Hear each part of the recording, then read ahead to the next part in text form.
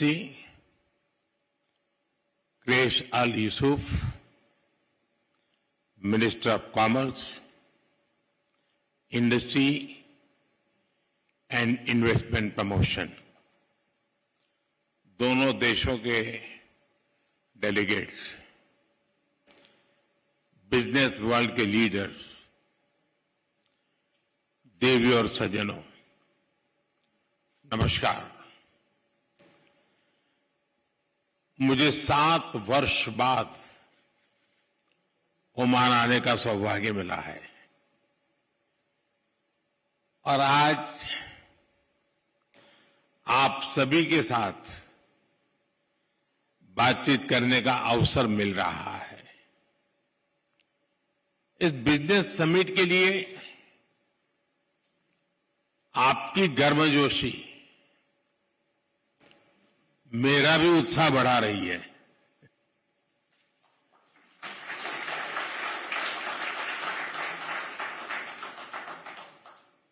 आज की यह समिट भारत ओमान पार्टनरशिप को नई दिशा देगी, नई गति देगी और नई बुलंदियों तक पहुंचने में मदद करेगी। और इसमें आप सभी का बहुत बड़ा रोल है। फ्रेंड्स, आप भारत और ओमान के बिजनेस हमारे ट्रेड को रिप्रेजेंट करते हैं। आप उस विरासत के वारिस हैं जिसका सदियों का एक समृद्ध इतिहास रहा है। सभ्यता के आरंभ से ही हमारे पूर्वज एक दूसरे के साथ मैरीटाइम ट्रेड कर रहे थे। अक्सर कहा जाता है कि समंदर के 2 किनारे बहुत दूर होते हैं, लेकिन मांडवी और मस्कत के बीच अरब सागर एक मजबूत ब्रिज बना है। एक ऐसा ब्रिज जिसने हमारे रिश्तों को मजबूत किया, कल्चर और इकोनॉमी को ताकत दी। आज हम विश्वास के साथ कह सकते हैं कि समंदर की लहरें बदलती हैं, मौसम बदलते हैं, लेकिन भारत ओमान की दोस्ती हर मौसम में और मजबूत होती है और हर लहर के साथ नई ऊंचाई को छूती है। फ्रेंड्स, हमारा रिश्ता ट्रस्ट की नींव पर बना।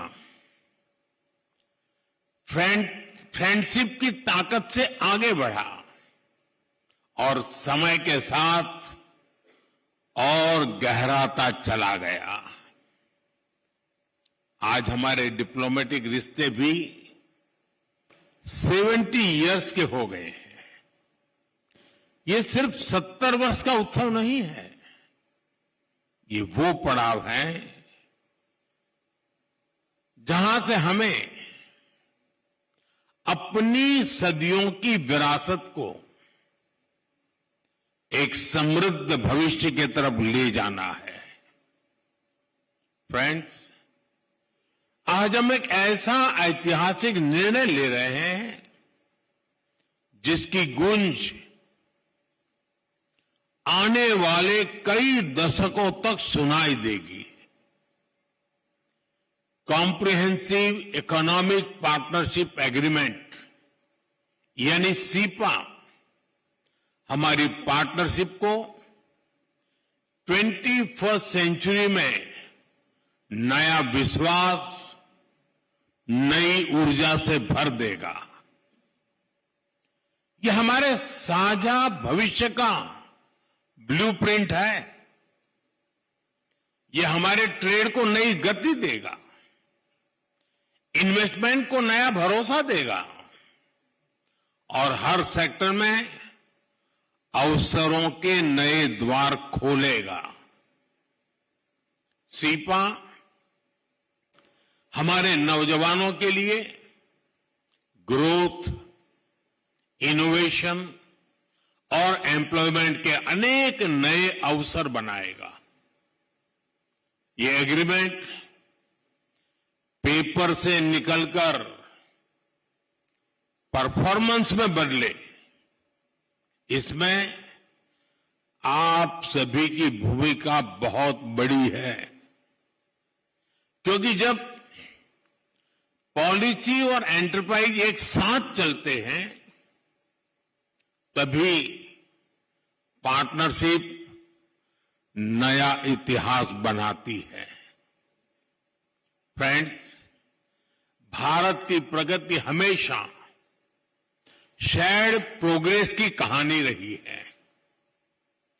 भारत जब ग्रो करता है तो अपने दोस्तों को अपनी ग्रोथ का साझेदार बनाता है। आज भी हम यही कर रहे हैं। आज भारत थर्ड लार्जेस्ट इकोनॉमी बनने की तरफ तेजी से बढ़ रहा है। इसमें पूरी दुनिया के लिए अवसर है, लेकिन ओमान के लिए तो एडवांटेज और भी बड़ा है, क्योंकि हम पक्के दोस्त तो है ही, मैरीटाइम नेबर भी है। हमारे लोग एक दूसरे को जानते हैं। हमारे बिजनेस जगत में पीढ़ियों का भरोसा है और हम एक दूसरे के मार्केट को बहुत ही अच्छे से समझते हैं। ऐसे में भारत की ग्रोथ जर्नी में ओमान के लिए अवसर ही अवसर है। फ्रेंड्स, आज बिजनेस वर्ल्ड में भारत की इकोनॉमी की रेजिलियंस की चर्चा होती है।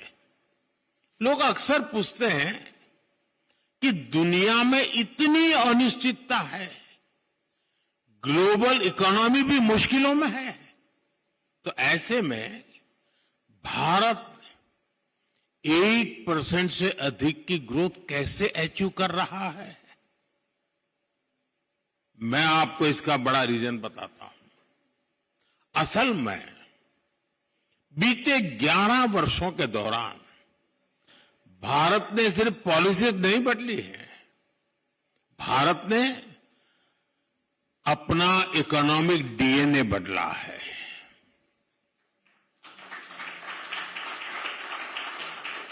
मैं आपको कुछ उदाहरण देता हूं।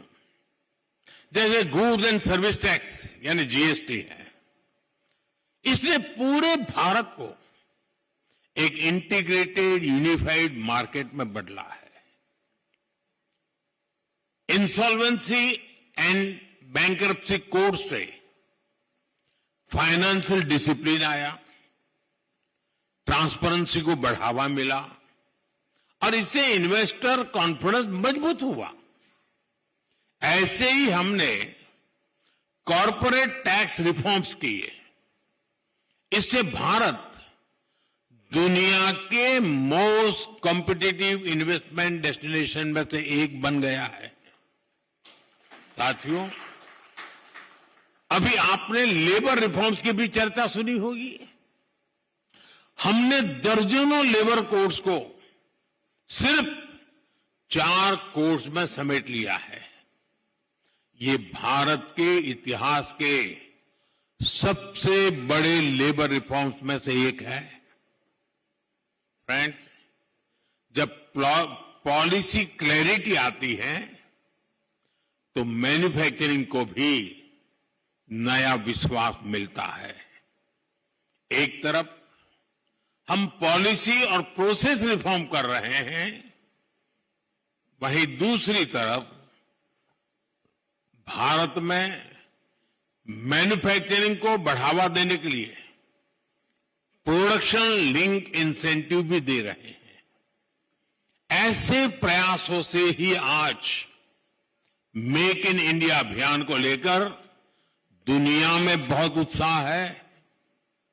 फ्रेंड्स, रिफॉर्म्स को भारत के डिजिटल पब्लिक इंफ्रास्ट्रक्चर ने और ताकत दी है। गवर्नेंस पेपरलेस हुई है, इकोनॉमी कैशलेस हुई है और सिस्टम कहीं ज्यादा एफिशिएंट, ट्रांसपेरेंट और प्रिडिक्टेबल हुई है।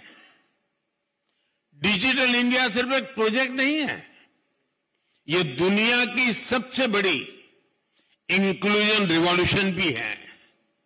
इससे ईज ऑफ लिविंग बढ़ी है और ईज ऑफ डूइंग नए लेवल पर पहुंच चुकी है और भारत में बन रहा आधुनिक फिजिकल इंफ्रास्ट्रक्चर इसको और बेहतर कर रहा है।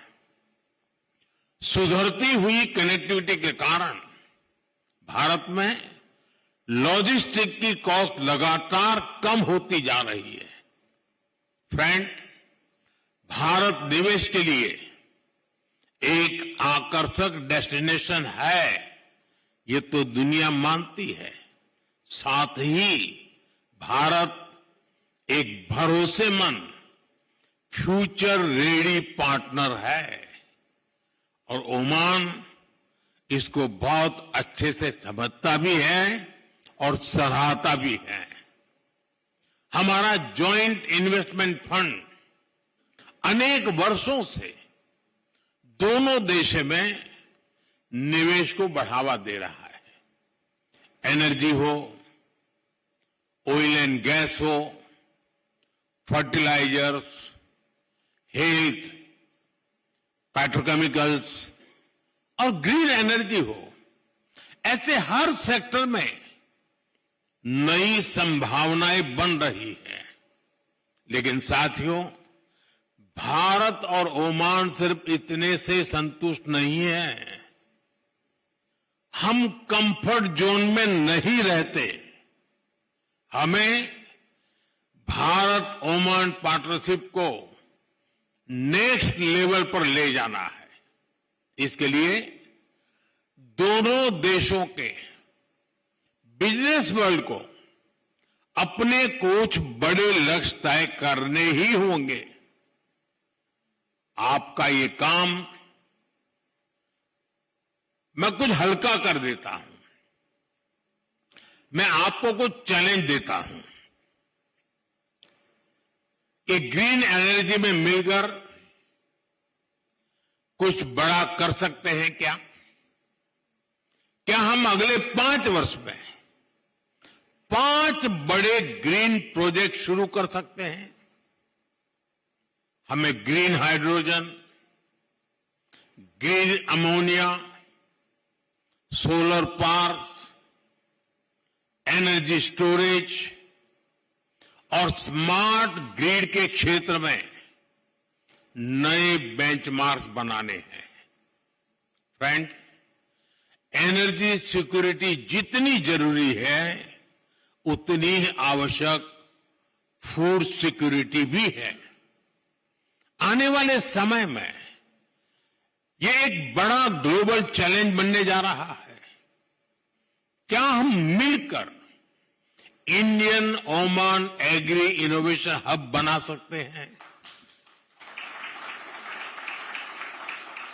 इससे ओमान की फूड सिक्योरिटी को मजबूती मिलेगी और भारत के एग्री टेक को ग्लोबल मार्केट तक पहुंचाने में मदद मिलेगी। फ्रेंड्स, एग्रीकल्चर तो एक सेक्टर है, ऐसे ही हर सेक्टर में इनोवेशन को बढ़ावा देना जरूरी है। ऐसे में क्या हम ओमान इंडिया इनोवेशन ब्रिज की स्थापना कर सकते हैं? हमें तय करके चलना होगा कि आने वाले 2 वर्षों में 200 भारतीय और ओमानी स्टार्टअप्स को हम जोड़े।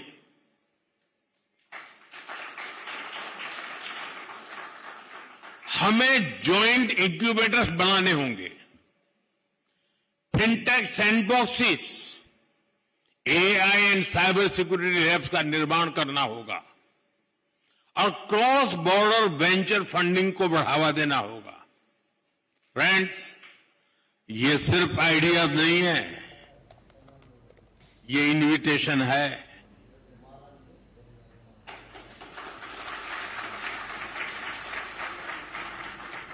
Invitation to invest, invitation to innovate, invitation to build the future together. आइए हम इस पुरानी मित्रता को नई टेक्नोलॉजी, नई एनर्जी और नए सपनों की शक्ति से आगे बढ़ाएं। शुक्रान, जय जय अलन, थैंक यू।